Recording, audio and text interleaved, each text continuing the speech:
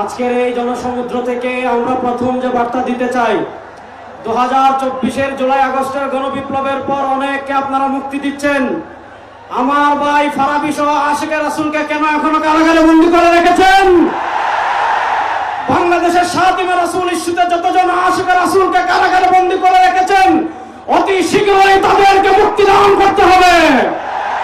2 নম্বর, অন্তর্বর্তীকালীন সরকারের কাছে আমরা দাবি জানাতে চাই, আপনারা পিলখানা ট্র্যাজেডির জন্য তদন্ত কমিটি গঠন করেছেন, 2024-এর জুলাই আগস্টের গণহত্যার জন্য তদন্ত কমিটি গঠন করেছেন, 2013 সালের শাপলার গণহত্যার জন্য কেন এখনো তদন্ত কমিটি আপনারা গঠন করতে পারেন নাই?